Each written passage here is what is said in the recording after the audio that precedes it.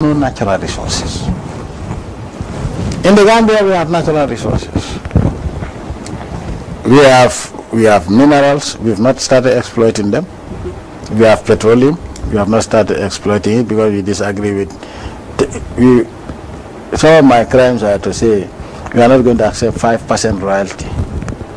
They tell me, oh, all African countries have accepted that, and in fact, they told me that no African country except 3 countries get more than 3% from their minerals, and so they think that that is a rule across board that all Africans must accept and tell them you are in the wrong country. In fact, talk to me about 3% or 5% is 5% is an insult.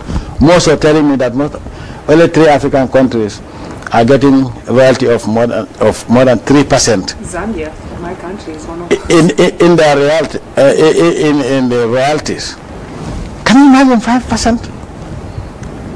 In your own country, in the Gambia, if you have diamonds, what am I going to tell my people? That, oh, don't worry, we're getting only 5%. This is God has given us this gift, and I want the Western company to come and take it and give us only 5%. This is my crime. It's not only the minerals, but so also oil, petroleum. My sister, you can, if you look at Dubai in 1990 and Dubai of today, huge difference, thanks to the oil and gas. If you look at the UAE, you look at Qatar. When I went there in 96, and Qatar of today. Developed. And you look at some of the oldest oil-producing countries in Africa. I wouldn't name them. It's a sad story. In fact, what is even ironic is that African rich countries, citizens are the poorest of the poor in Africa, and most of them go and die in the sea or hustling in Europe and be subjected to all racist abuse. So where do we lay the blame on this? In our circles, it's always called the mineral case. Leadership. You know, where we have so much yet so little. Leadership. I will tell a story. Somebody told me, little Gambia, I'll give you 400,000 a month, 400 million a year, and that's too much for a small country. So are you going to give it to me free? He said, no, of course the oil. I said, who owns the oil? And who are you to tell me that giving us 400 million a year is too much for the Gambia? And in fact, we also told you that you're going to have it, because he calculated 5% for the country. And based on the projects, the 3D the surveys that were carried out, they talk about maybe 4 or 5 billion barrels. And then they want to give me only 400 million. By calculation, 5% said is 400 million a year, and that is too much for the Gambia. Who is he? The oil belongs to the Gambian people, and then he tells me that just 5% is even too much for the Gambia. He thought he was giving me a favor. And I told him to go to hell. He didn't like it, and I told him if he sets foot on the Gambian soil, he will regret why he's here. We have mineral resources. What do we see in the Gambia in the next 5 years? 5 years is a long period of time. In the Gambia, you see changes, positive changes every 3 months.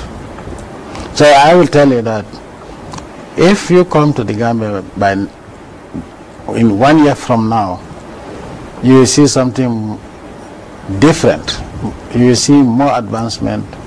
In the next 5 years, we want Gambia to emerge as one of the leading economies in the third world, not only in Africa. But in 5 years from now, we want to see a Gambia where maybe 1% of illiteracy. The literacy rate should not go beyond 1%. We want to make sure that 5 years from now, we want to make sure that there will be no referral of medical cases to any other country except in extreme conditions.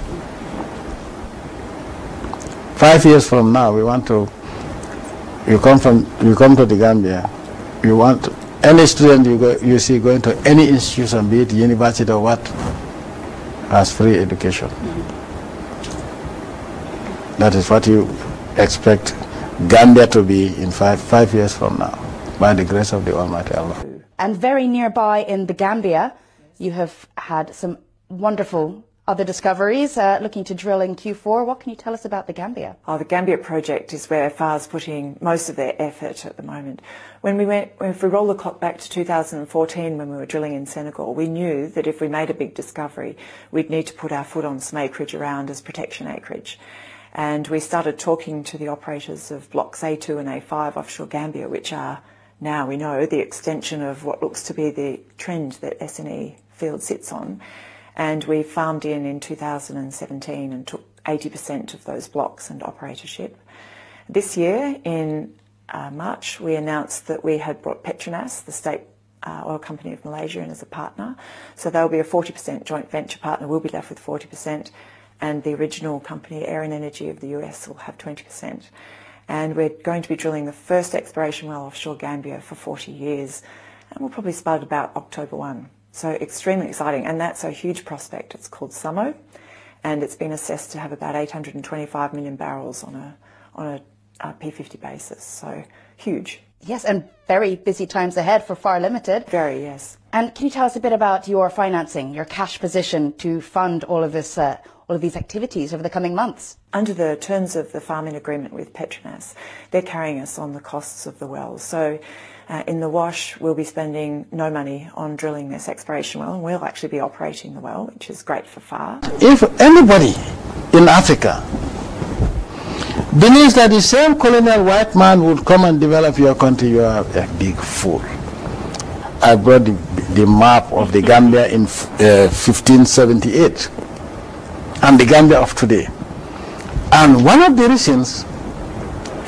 main reasons why the British came to the Gambia in the first place was the trade in ivory. 400 years of British occupation and exploitation. The last elephant was shot in 1958. The hill is still there on the river Gambia. They killed all the elephants, all the rhinos that were in this country. They depleted our wildlife.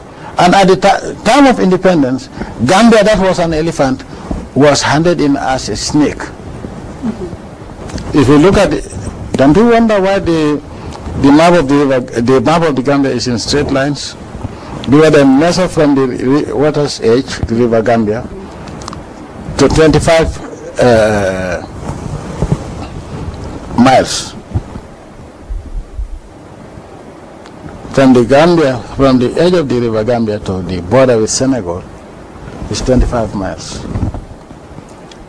And you know why? Because that was the range of their cannons. So you look at the river, look at the Gambia, at any point is this equidistant. So where the river meandered and twisted and turned, also you can see that they use a caliper or whatever to follow, but the distance remains the same. Up to today, the British will not tell us what agreement led to the reduction of our land, how we lost our land. My only crime with the West is standing up to them to say, I'm going to defend Africa. They can call me any name they want. They can pay Gambians or other people to criticize me. I don't give a damn. What I care about is the welfare of my people, the dignity of my people, and whatever is in this country was given to us by God.